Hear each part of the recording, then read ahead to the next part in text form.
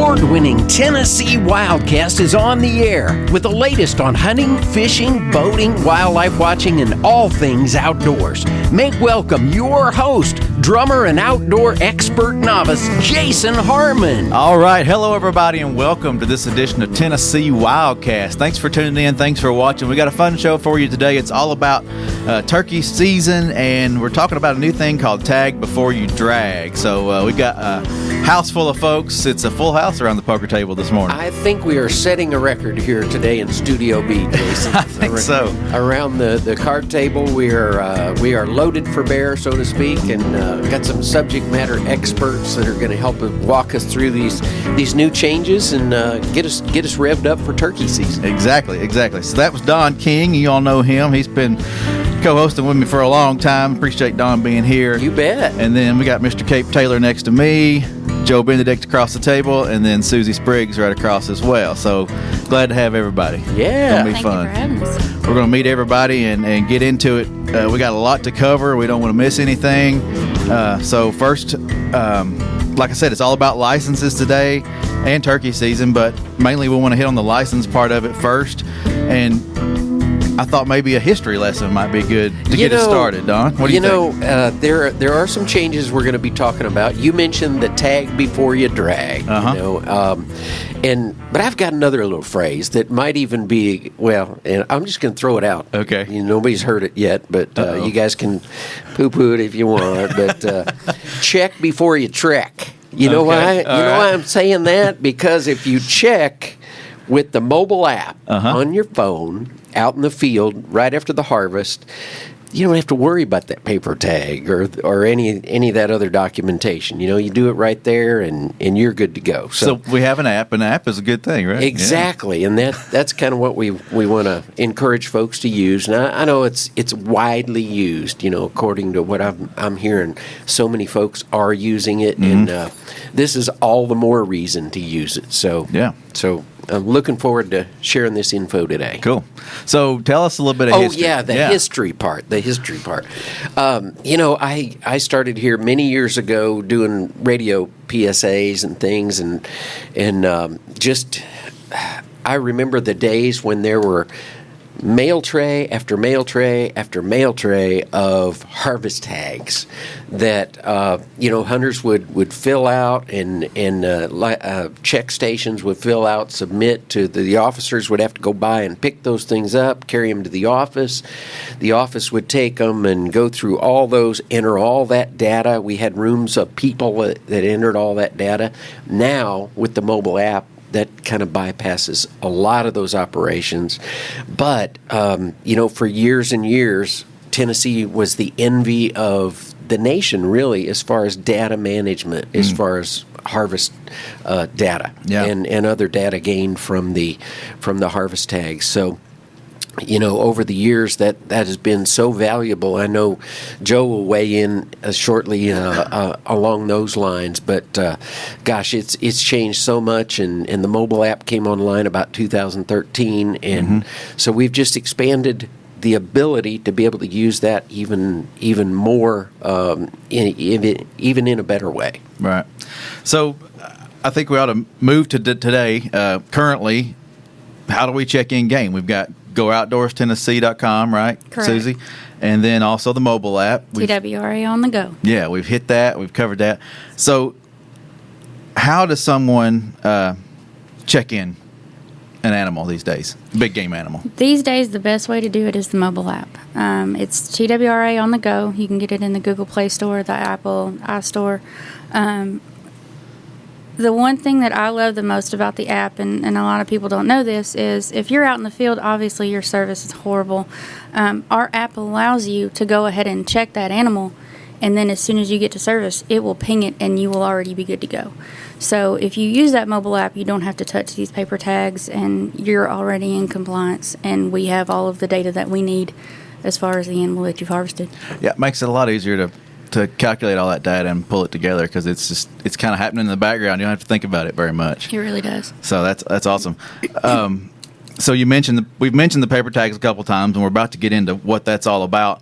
But Todd, if you don't care, pull up an image of the license we have now. We'll see what the paper tag looks like. on our license. When you go to GoOutdoorsTennessee.com or Walmart or wherever you buy a license, most of the time they're going to print out an 8.5 by 11 sheet of paper, and it's going to have those tags And at keep the in bottom. mind, this is a supersized version of that. So. Yeah. This is the 16 by 9 version of the bottom half of your license. Right. So if you're listening, go to our tnwildlife.org and check out the show, and you'll see it there. So that's the paper tag we've been alluding to, and Susie's going to tell us a little bit about tag before you drag and how to find or how to get those temporary tags if you run out and that kind of thing. So let's walk through that before we go much further. Okay, so when you buy your license, either online at GoOutdoorsTennessee.com or at any of our license agents, you are going to get this 8.5 by 11 PDF via email or from a printout from the license agent. At the bottom of that, there will be those 4 tags. The next slide will show you how to log in. Right there on the, this is the GoOutdoorsTennessee.com page where it says licensing. You will then click Go to Site, and then right there you're going to click where it says Log In. If you have had a license, boat registration, checked in a deer before, you're going to put in your date of birth, your last name, the last 4 of your social, and then hit Continue and Submit. But if you've never had an account with us before, it's simple, easy to create an account. Just click that button that says Create an Account. Quite a few boxes are going to pop up that are required: Social Security number, email address, name, address, phone number, height, weight, hair, eye color, just basic information. Once you do that, you'll also hit Continue and Submit on that page as well, and it will take you to this next page. Right here, you will click Purchase Licenses. We don't have an additional slide for that, but once they click Purchase Licenses, our license catalog will pop up.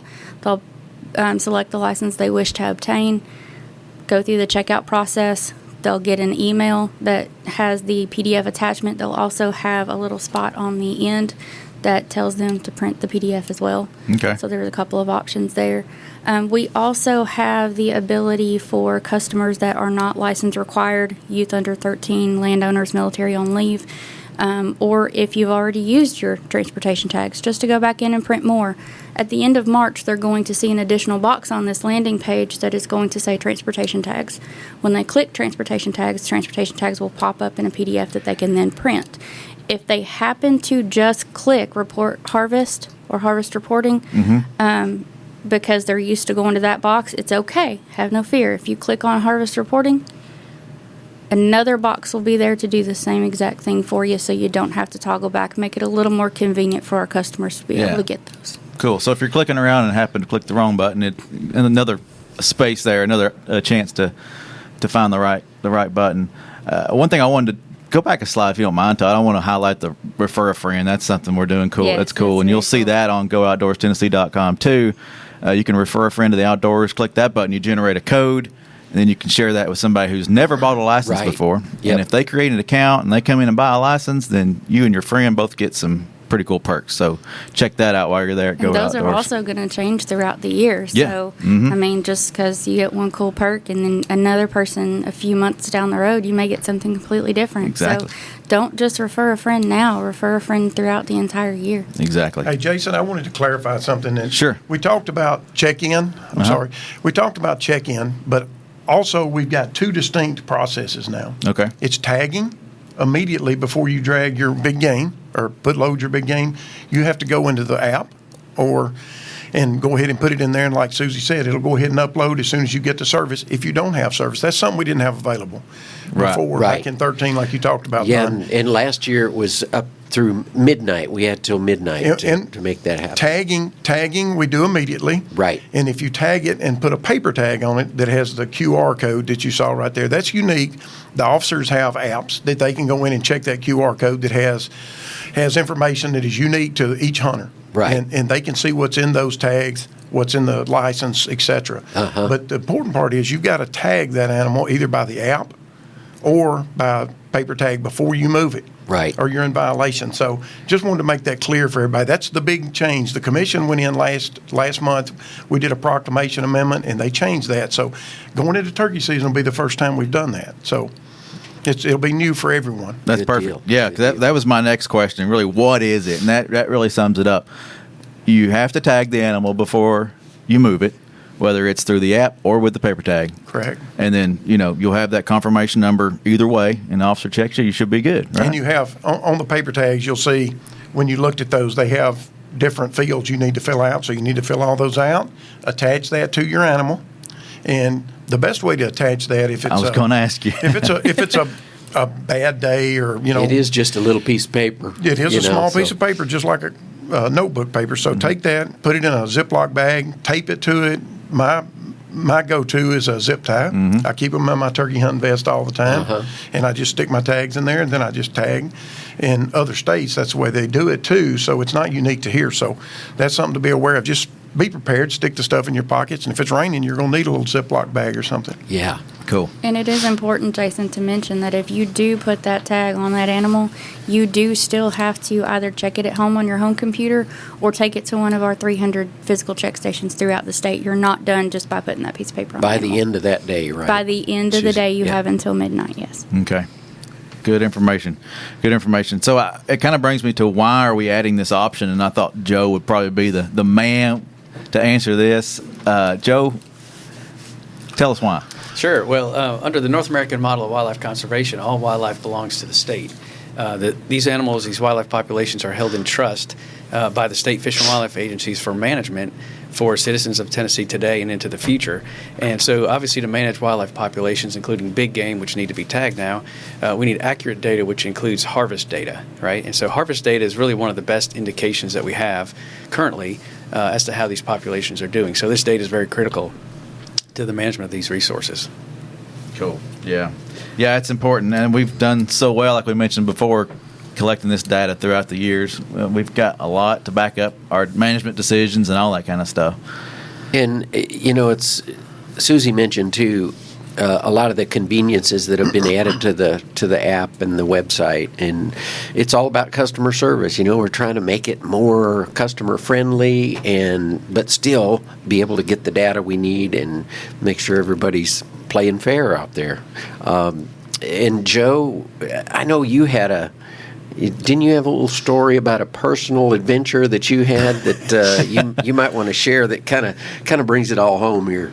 Sure, I was hoping that wouldn't come up, but I'll be glad to share that. So we do have an officer in the room here, so luckily I won't have to face any consequences. Maybe the statute's run on that, Joe. So I guess one way to start, and I'll end with a story maybe, is how will these tags help with our management of big game species? And really it's about compliance, right, with our check-in requirement. That's either immediate if you check it in the mobile app, even with or without service, or by the end of the calendar day, as Susie mentioned. So we need our accurate harvest data. Information about each of the animals that's harvested is really valuable to us. And so when you check that big game animal in immediately, that gives us those data. If you affix the tag, the paper tag to it, it'll serve as a reminder. So that's not the purpose of the tag, but it's very helpful. So my story, Don, since you brought it up, about 2 years ago, I shot a turkey early in the morning. Great bird, took pictures, texted my wife, a couple of buddies, rushed to get to work, cleaned the bird, went to work, got home, had dinner, did our evening normal family routine. And about 9 o'clock, I was sitting on the couch, and it just hit me. I haven't checked that bird in yet. So it'd been, 12, 13, 14 hours, and I hadn't checked the bird in. And so of all the folks, perhaps in Tennessee, I should be the one to clearly remember that. So paper tags are a secondary way to help remind folks that we need to check these animals in. I do have a smartphone, and I do have service where I turkey hunt. So from now on, you'll get my report immediately. There you go. And luckily, there was no violation in that story. Yeah, use the app. Use the app. Use the app. And not stress And that's them out. something that we heard a lot. I had hunters ask me, say, well, why are we not tagging game anymore? Or is it not important to y'all? And of course, I would say, yes, it's very important that we do it, but we're struggling to get back to the point where we could do it and make it convenient for the hunters. We were losing our check stations and licensed agents could print this durable stock paper. So we were looking for another way to do it. And when this came about where you could go ahead and do the app when you don't have service, created that availability. Boy, that just opens up a whole new world, doesn't it? It does. Where you can make that happen. Well, we've touched on all this, and I wanted to kind of step back. Does it impact all hunters? That was one question. I want to make sure we does this change in the tag before you drag affect all hunters? It does affect all hunters, but the good thing about it, again, and I know we keep talking about the app, but for those hunters that are using the app currently and checking it immediately, nothing changes for them. Right. It's the convenience of, okay, I've got my phone, I've got my animal, he's done, she's done, whatever. And then they can go home and enjoy time with their family and not have to worry about checking it in later. Did I check it? Did I not? It's already there because you've done it in the field, and that's the great thing about the advancement of the technology that we have these days is the app does allow us to do that. And you mentioned this briefly while we were going over the steps, but kids or landowners or people military on leave, if they're not required to have a license sometimes. Some kids under certain ages and landowners can be exempt. For them to get those temporary tags, it's a matter of just logging in, creating the account if they don't have one, selecting report harvest, and then selecting temporary tag, transportation tag, and downloading that, right? Correct. So they can use those. Yep. Okay, cool. And I want to reiterate, the app is the best option. Everybody agree? Agree. 100%. Okay, thank you. Totally. That's why I said check before you trek. Check before you trek. Or I like tag that. before you drag. But Yeah. the tag, paper tag. But if you check before you trek, you don't even have to worry about the paper tag, right? Right, Kate? Correct. Yeah, exactly. Correct. And All right. you do it, like Joe said, you do it immediately. You've got to do it immediately before you load it, so that Right. leaves out prevents you from forgetting about it. Uh-huh. So tell us about the feature of the app, and I figure Susie would be great to share this, but you can store family members' license in the app, friends even. So tell us how that works real That quick. is my favorite feature in Oh, the yeah. app. If you are on the app, there is a button that says accounts. And if the 5 of us were to go hunting together before we lose service, I can go in and load all 5 of us up. We can check on the same phone. We can pull up licenses for all 5 of us right there on the app. It's especially beneficial for those that in certain situations are hunting with the elderly that don't or older generations that don't have smartphones, or these young kids that obviously we don't allow to have smartphones. So it's really a benefit, especially when you're in those situations. Cool. Yeah. So another thing that's pretty cool about apps and things that the agency is using is the law enforcement side of things. They've got a new app. Tell us about that. I mentioned that just briefly earlier. We have an app that all of our officers have downloaded. Susie and her staff came and put those in for our officers. So if they are out working, they have somebody that's got a paper tag, for instance, say, they can scan that code and then see that the person, all their information will be there from that particular tag. And then, remind the hunter, now you've got to do it by midnight. They can go back and check a whole list of people they might have seen that day to ensure that they did go and report their harvest after the tag. Okay. So that gives our officers unique information for each hunter they check. Cool. And can go back and follow up. And that's a new feature that we've got this year, right? Yes, sir. Going to start using that come and you'll see that new QR code on your license as well, right? Up towards Yes, the top. it's on the license and it's Yeah. on the tags both. So Okay, cool. officers can just do that and it brings their information up where the officer can see it there immediately. Awesome. And then one thing, we were talking yesterday, and you said, hey, and if folks want to take a picture of their license and hold it up and keep it on their phone, that's legal too, right? They can. Of course, it's on the app, as Susie brought up yesterday. Yeah. If you have the app, you can just pull your information up. It's on there. You can show the officer. Sure. If you get one of these big pieces of paper from Walmart, and I've heard this several times, we got to carry this big piece of paper. And I said, take a screenshot of it. The officer, if you will allow them to look at it, we won't scroll back or forward and look at pictures, anything, but we may zoom it to read the dates on it. But yeah, that'll be acceptable for our officers. It makes it convenient for the hunter. Sure. Awesome. Cool. All right. Well, And again, for Go the ahead, hunters that have been using the app, for the mobile app. did you say app again? Yeah, the app, yeah. It really, nothing's changed other than doing it in the field. Immediate. Just do it immediately, and then you're done. Don't have to worry about, forgetting about it by the time you get home. So yeah. One thing I want to point out too, I just thought about this. The app is an easy download at the iTunes Store or Google Play, but if you don't want to download the app and you want to go into the browser of your phone and say gooutdoorstennessee.com, you can do it that way too, right, Susie? You absolutely I mean, your can. phone is a browser, just like the internet. Oh, yeah. So it's there's multiple ways, and it's pretty easy. if you Even ask for me. those like my dad that refused to give up his flip phone, you can still go into a web browser on those flip Sure phones. enough, yeah. Yep.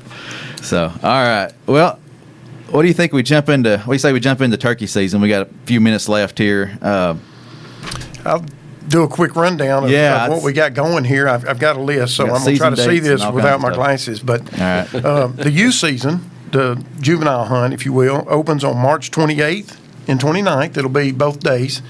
And so the kids can go out then, and, the adults take an opportunity to get out with them, get them in the field, and recruit youngsters into the sport. So that will be a great effort there for them. Mm-hmm. And then the regular spring turkey season opens on April the 4th, and it'll run through, it looks like May the 19th. I believe that's correct. So, if you will, May 17th. May 17th, Yep, okay. I believe so. May 17th. I've got, like I said, I can't read Can't very read your good from here. I don't have glasses on. And some of us here are getting old, Yeah. I don't know. not Susie. He was But- pointing at me. So I don't know. I point back at myself too, Don. But the limit is 4 bearded birds, and it's got to have a visible beard. So you need to make sure you see that beard, and that serves two purposes for us. Because if you get a turkey close enough, you can see the beard. You're not just shooting at something you see that's black, and it serves as a safety issue as well. So Sure. to make sure you identify it to be a bearded bird, you got to get that thing to where you can see it pretty good, and the shooting hours are 30 minutes before sunrise until legal sunset, and you can find those on the internet. If somebody doesn't have those, you can pull those up. And Think you Or can- Those are on app. our Also app. on the app. they are on the That's app. So they can do that. And there was a question about albino turkeys, and Yeah, I want to speak to that. I Just a threw that little in bit. there. I thought, well, let's see what we got on that. So you can kill and harvest white turkeys, or what we call smoky gray turkeys, and they do have to be bearded just like the others. They're not open game just because they're white. So Okay. they would have to fit the same bearded, visible beard before you can harvest those, and they do count towards your 4 turkeys for the season. So you need to do that. Okay. And that's unlike deer. Albino deer, you cannot Correct. shoot. An right? albino deer, you can't shoot. Of course, you can shoot a piebald, but not an albino. So I just wanted to, I wanted to bring that up just so folks, if they're curious, because I'm sure they get the questions. You got something, Joe? Just wanted to make sure we mentioned the season limit for bearded turkeys is 4 per season, but it's only 1 per day. Okay, yeah. I'm not Yes. sure we said that yet. Great. Yeah. Yeah, It And is. that, One that per includes day. the youth season, which those birds count towards your season bag limit of 4 as well. Right. Okay. Cool. So requirements, you wear orange during deer season. What about turkey season? There's no requirements to wear any blaze orange, anything like that, because you're trying for concealment, of course. And the one thing that we want to add to that is when you're out turkey hunting, you don't want to wear colors that would mock a turkey. So you don't want to wear red, you don't want to wear blue. So if you got a camouflage cap, you see a lot of those now that have emblems on it, like Georgia Bulldogs or Alabama Oh, Crimson no, Tide. You surely don't want not. to wear those. Surely not. Especially here. I'm covering up my orange pig today. There Go you Vols. go. So that's something that's real important, and as well, you don't want to try to crawl up, and we're going to talk about decoys a little bit, but you don't want to try to sneak up on turkeys, and because people are mimicking a turkey, and you could confuse that and see a decoy and try to slip up on it, and if you've got those colors on you, they can mistake you for a turkey. It goes back to what I said. If you see that visible beard, then you're going to have to wait until you identify correctly. So Right. just be careful. Yeah, be careful. Yeah, decoys. I thought, there's so many different options out there, and some new ones where they're motorized and you can drive them around the field with remote controls. And I just wanted to touch on that. What's illegal and what's not when it comes to decoys? Jason, we're really liberal on our decoys. You can have a mounted decoy if you want to carry that around with you, which would be very cumbersome. And there again, you got to be really careful because you got a turkey under your arm walking Right. through. If somebody sees it, Exactly. it could be dangerous. So It's not So- funny if something bad happens, but it's Right. funny to talk about it. Right. You right, got to be and- careful. And we are. You can use electronic motorized decoys and stuff like that. Okay. You can buy the ones at the store. And there's any number of different types that way. The only thing that's illegal is to use a live decoy, and so you can't take your pet turkey out there that you got at the barn sitting there and gobble and gobble and gobble till something comes in. So live decoys are illegal. Everything else pretty much is good. Okay. What about electronic calls and different types of calls? What's legal when it comes to those? Yeah, that's why I emphasized electronic decoy, because the electronic call is illegal. You can't use that. Okay. There's many apps on your phone that you can play turkey sounds that are really good. And now they'll get really loud How on do your you know? phone. No, I'm just kidding. We've seen that before, Jason, believe me. But, yeah, for sometimes you'd find somebody that doesn't call very well or whatever, and they want to use those and use an electronic call. But that is illegal. So that is the one thing. And, you've got any number of calls that are legal. You've got the mouth calls, the box calls, the slate, the glass calls. You've got tube calls, wing bones that are a little less popular that you don't see as much, but they are legal. And so some people just use the little push button calls as well. So any number of calls, but electronic is the one that's illegal. Okay. All right. Awesome. Well, we've got a couple of minutes left, and I know Cape wanted to touch on some moments in the woods and some R3 efforts and things like that his officers are doing, and we'll kind of wrap it up. Something I did want to get in here, and it's close to my heart. I started working in 1987, and one of my coworkers, Mike Murdoch, I was struggling to kill a turkey. It's early on. It was early in our restoration. I went with him, and he helped me. And Major Mitchell Bailey, I've hunted with him a lot, gave me tips. So what I'd like to say is just bring in people that are new to the sport and try to give them some help, because it's just as gratifying to go now and take other people. And as my son got older, he killed his first turkey. We went when he was 6 years old. So he did that. Then I took I had a family friend call me and wanted to go, and I took him. He killed his first turkey, and strangely enough, many years later, he called me and said, "Can you take my grandson on a youth hunt?" That's awesome. And I did, and watched him kill his first turkey. So it's just really awesome to get out there and pay it forward. Yeah, pass it on. Pass it on. Pass it on. That's awesome. And a lot of times it can be another adult too. Absolutely. Somebody you go to church with or you work with that's kind of curious, and you might be able to take with you out in the field sometime. Refer a Nothing more friend. gratifying. Yeah. Refer a friend. Get them out there. I've actually got a story about an adult. I've got a friend of mine at church that I started taking turkey hunting for a couple of years. Last year was the year we were close. Birds gobbling on each side of the field. His glasses the sun hit his glasses, and both birds went away. Oh, So wow. we're still after that bird for my friend. Wow. I do have one more thing. If Yeah, I can real mention quick. So, folks, we're talking about turkeys today. The agency has a turkey hunter survey that's coming out after the turkey season. So this is a random sample, so not everybody will get it. Those of you that get the survey from the agency, if you complete that survey, whether you hunt or not, this would be helpful to us to understand your opinions and attitudes and how you hunted. Help us in our turkey management in the years forward, going forward. All right. Well, I appreciate everybody being here. Susie, Joe, Kate, Don. You bet. It's been a full house, and we've enjoyed the show. Glad y'all were here. Hope you all enjoyed the show, watching, listening. Keep coming back. This is Tennessee WildCast. Remember, tnwildlife.org and GoOutdoorsTennessee.com. And We'll see you download next that time. Download the app. Thank you, Susie. And get out there and get them. All right, get out there. We'll see you. Thanks for tuning in. Stay connected with TWRA by visiting our website at tnwildlife.org and follow us on Facebook, Twitter, and Instagram. Hey, it's all about Tennessee wildlife. It's what we do. Tennessee WildCast will be on the air again next week. We'll see you then.